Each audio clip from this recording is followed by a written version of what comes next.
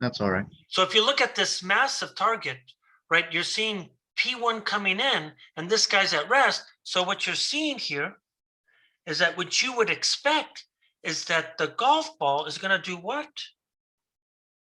It's got to come back at roughly the same momentum as what it came in. And of course, we're looking at the magnitude of this. And then because the golf ball is so massive, we would expect that the the bowling ball will be moving at it's going to have a very small speed, right? We would expect that the bowling ball is moving slowly, right? That's what we would expect here. Question.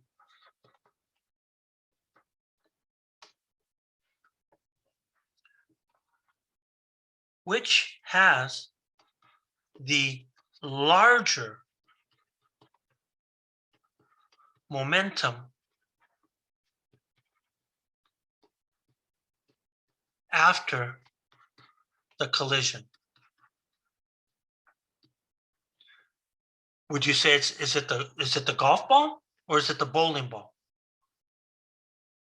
Right, the bowling balls can't be moving that fast.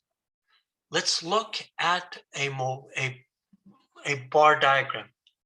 So if I look at a bar diagram, what do I know? Well, I know that the momentum of the incoming ball is going in this direction. So if I look at that, it has to be this way. Now, what am I seeing afterwards? What I'm seeing here, oops, there should be an equal sign here. As I'm seeing here is that in each of these situations, we agree that this guy must be zero. So if I look at the total momentum line, this is the total momentum line. This is the total momentum line. So then afterwards, what we would expect here is that if it's that the speed of we would think that the speed or the momentum of the golf ball should almost be the same as what it came in with. We wouldn't expect it to be exactly the same, but it should be close to that. Now note, I'm talking about magnitude of the momentum. But wait a minute. Look what has to happen. What has to happen is that the first thing that you got to do is that you got to kill that negative momentum. So if I look at this momentum is going to be what here? So if I look at this momentum right here, this is the momentum to stop. Well, let me be careful. I drew it at the wrong height. It should go all the way over here. The first thing that it has to do here is that this momentum, I drew that too small. This is the momentum to stop the incoming golf ball.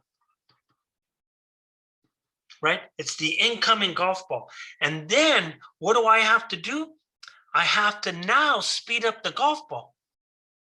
So you could see that if this is 1.5 squares, you could see that this guy goes above the line right here. So this momentum right here, this is to speed up the golf ball afterwards.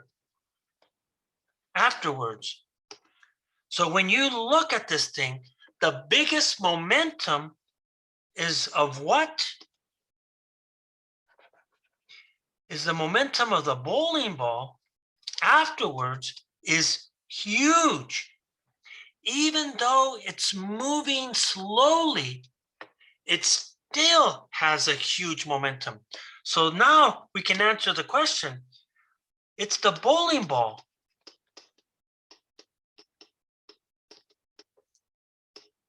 has the lion's share of the momentum after the collision. And the reason why it's so big here is because when I look at the momentum of the bowling ball, it has a huge mass, even though it's moving very slowly.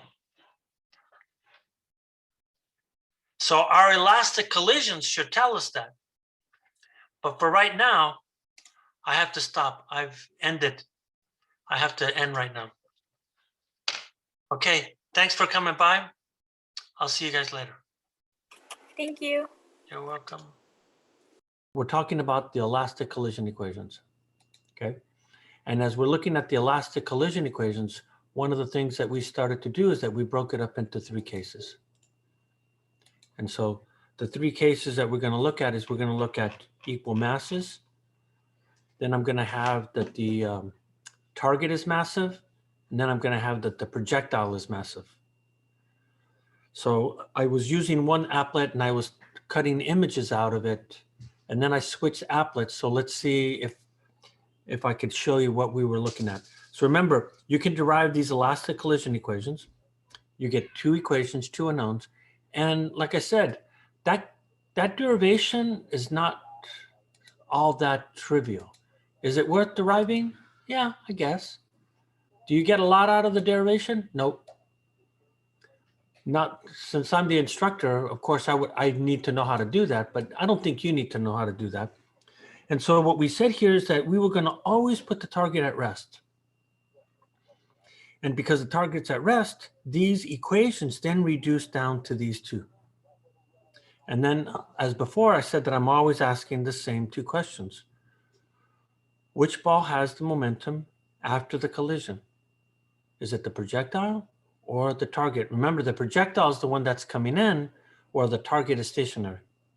And then we use momentum bar diagrams to get a sense of what is going on. So I started calling this A, but I'm not going to call it A. I'm going to call it 1. And so we're looking at equal masses, and we said the billiard balls would be an example of this. And here's my system. There's no external force, and we ask, it's coming in, what's going to happen? And what we saw here is that the elastic collision equations immediately tells us that the final velocity of ball number 1 is 0. That means it's literally at rest. And if I look at ball number 2, it has the same velocity in the same direction as what the incoming ball did here. And so when I look at my bar diagram, it looks like this. And so if I go and I share my simulation with you, and make sure I got this up, here's what I got. So here's where I might have a little bit of confusion here, because I was running 2 simulations. The one that I wanted is sort of like is not available to me because I have to sign up for this website to actually get it. And so this is a different website than what I was using earlier. And so what you see here is that you look at the masses, you could see that both are 2 kilograms. One's coming in, you could see 1 has the green, and then 2 is at rest. So when we look at that, we're looking at the center of mass. Look at the X.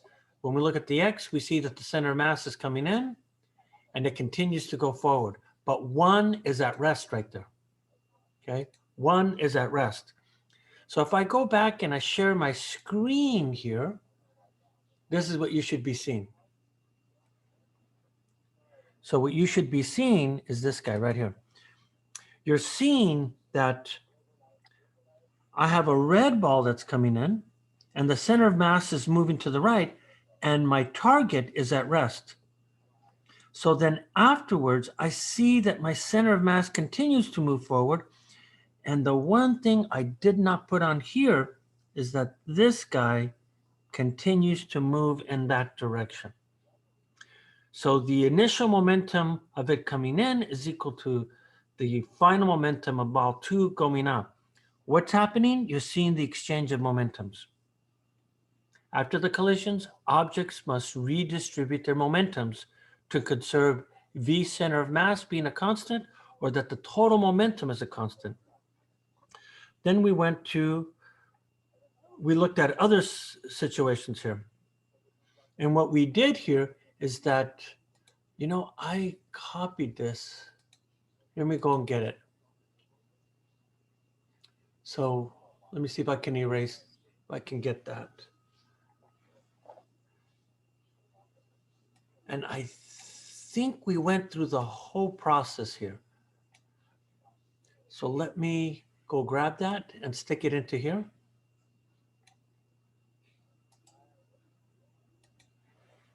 And then I'm gonna stick this guy right into here. And so again, I call this case 2.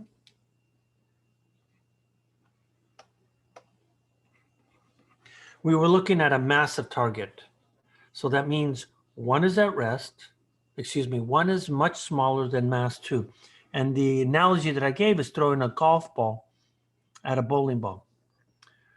So physically, what we're seeing here is that we expect that if this is a golf ball coming in, we expect that the momentum of this guy should be, the magnitude that is, should be roughly what it is that it came in at. And then we expect that the speed of the big ball here, right, 1 and 2, that the momentum of this thing, we don't expect it to be that big. And that's because it's moving so slow. But when we look at the bar diagram, it says something quite different.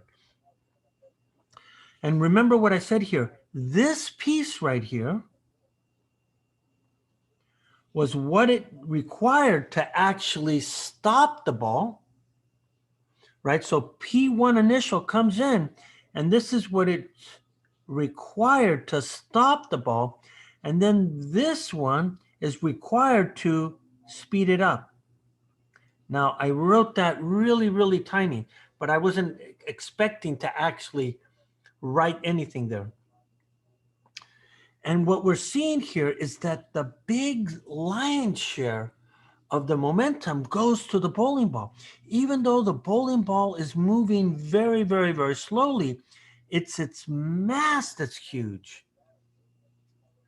And so what's surprising about this is that the bowling ball really has a huge momentum. And part of it is that a lot of times people think that momentum is just about speed, but it's not about speed, it's also about mass. So if I go and I calculate the elastic equations, you could see then that if I ignore the mass of 1 and say that it's approximately 0, you could see that this guy is approximately the speed at which it comes in. Whereas the speed of 2 is going to be very small, because you could see that the ratio is going to be m1 divided by m2, and you're going to find here that it's, relatively slow here. And so that is a really surprising feature here. So now let's go look at the simulation. So if I go look at the simulation here, I need to change my setup here. So if I look at my setup, look what I got to do. I have my golf ball, so I got to go change the mass of this guy. So I'm going to go that small right there. And what you want to pay attention to here, let's see if I can move this here closer. Look at the speed of the golf ball. Look at the length of that vector. So if I look at the length of that vector, it's going to look something like this here. It's coming in, and you could see that the length is roughly the same. So if I was to look at the scale here, you could see that this is a little bit more than, looks like half a meter. So this is about 0.7 meters. But if I look at the reset of this guy, if I just scale it up, this is more than 0.7 centimeters.